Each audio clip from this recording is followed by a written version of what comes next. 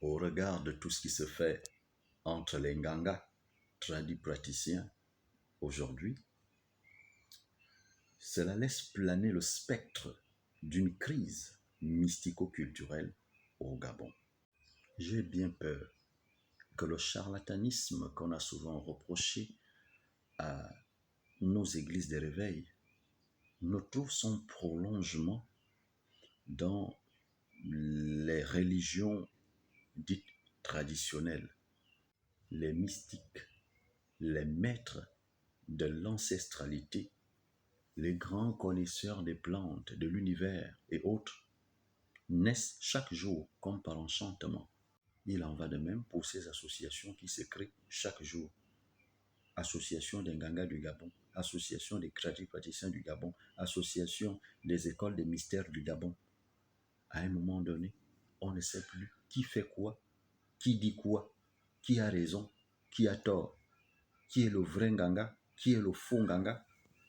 Attention, j'ai bien peur que ceux qui parlent bien ou mieux ne s'accaparent la mystique gabonaise, au détriment de ceux-là qui la connaissent véritablement, mais qui peut-être n'ont pas les mots pour exprimer cela.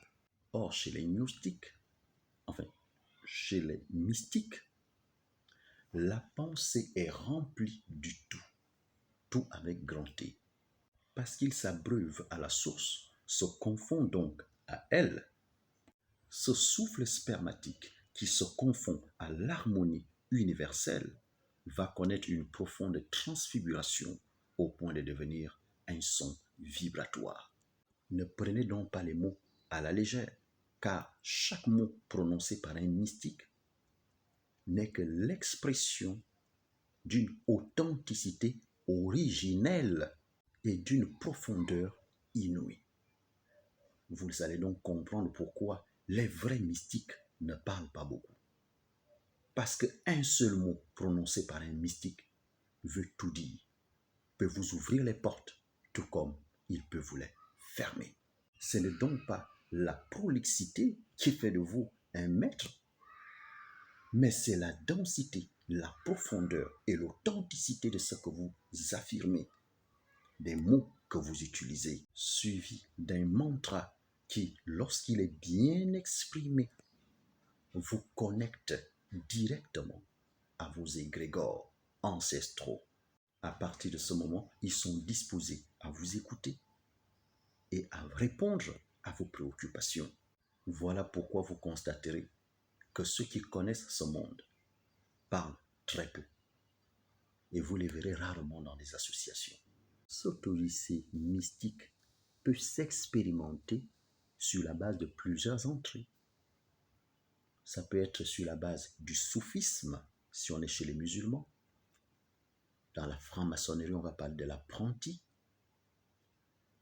Dans le vaudou, le fa.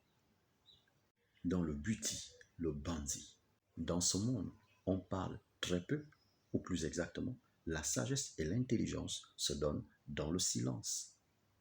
Et si parole il y a, elle n'est que sommaire, mais riche de sens. Par une série de purifications avec les plantes et les écorces, le corps se libère et s'affranchit des éléments éthériques. Après la mendication de l'iboga, le voyage commence, où l'esprit va s'expérimenter, va voir les mondes quelque peu obscurs, étranges, intermédiaires, où l'homme va découvrir les réponses aux questions qu'il s'est toujours posées. Accompagné par une rythmique appropriée, se dévoile devant lui le monde réel, avec des créatures titanesques, dont la beauté s'exprime dans leur laideur, là où la beauté et la laideur se confondent, où l'angoisse, la peur, la frayeur et la joie sont ensemble, la mort du corps, le réveil de l'esprit. Mais un esprit qui est confronté à plusieurs tentations dans cette expérience, qui peut faire en sorte que vous ratiez le son de votre divinité, de votre égrégore, de votre ange gardien. Lorsque le son de la cithare, du mongongo, deviennent une seule et même chose, alors de viles externalités vous libèrent pour dégager en vous une voix étrange qui va vous donner votre véritable nom qu'on appelle le combo. Ici, on ne parle pas. La parole est dans ce que tu expérimentes et ce que tu vois. Ta première parole, c'est quand tu sors de là et que tu en parles à ton initiateur. Il s'agit là d'une nouvelle naissance, de votre vraie naissance, d'où la traduction du kaolin, la couleur rouge qui symbolise les menstrues. C'est une nouvelle naissance. Un bandit, ce n'est donc pas celui qui parle beaucoup, mais c'est celui qui est émerveillé par la découverte qu'il vient de faire. C'est cet émerveillement qui ouvre la voie à la curiosité de vouloir en savoir davantage. C'est cela qui va aiguillonner son inscription profonde dans la connaissance des mystères. Plus il s'enracine, moins il parle, car l'expérience est plus profonde et plus importante que la simple parole. Je ne suis ni Nganga, ni tradipraticien, ni franc-maçon, ni rosicrucien, rien du tout. Mais j'ai la petite faculté naturelle d'observer ce que je vois et de pouvoir interpréter ça. Un bandit est un nouveau-né.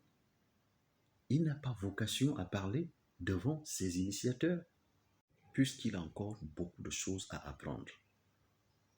Mais les grands connaisseurs ne parlent que très peu. Et dans la réalité, on a l'impression que les grands parleurs et les bons parleurs sont en train de prendre le terrain. Et les vrais sont toujours dans leur silence, dans leur réserve. Je vois ici le présage de la crise mystico-spirituelle au Gabon, qui n'est plus seulement dans les églises de réveil, mais qui est en train d'entrer dans nos propres traditions ancestrales. Alors si le charlatanisme s'introduit dans les pratiques ancestrales, bonjour les problèmes et l'échec dans tout ce que nous allons entreprendre. Parce que nous serons un peuple sans repère. Retour à la case départ où nous étions omnibulés par une culture mystique du vaudou que nous ne maîtrisions pas et qui nous a conduits à l'échec.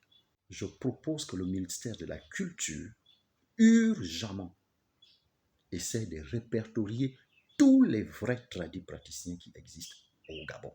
Je dis bien les vrais. Le Gabon est un petit pays, on se connaît. On sait que c'est elle qui soigne ça, c'est elle qui s'occupe de tel ou tel problème, c'est elle, il a la spécialité de faire telle chose. Qu'on essaie de répertorier tous ces tradipraticiens et tous ces savants des écoles des mystères pour qu'on sache qui fait quoi. On ne veut plus avoir le représentant des Nganga que les Nganga eux-mêmes ne connaissent pas. Représentant des jeunes que les jeunes eux-mêmes ne connaissent même pas. Représentant des parents d'élèves du Gabon que les parents d'élèves eux-mêmes n'ont même pas élus. Dans le Gabon nouveau, nous devrions avoir des références objectives, surtout dans un domaine aussi sensible que la mystique, quand on sait que tout ce qui est physique se donne d'abord dans le monde mystique. Alors ne jouons pas avec ça.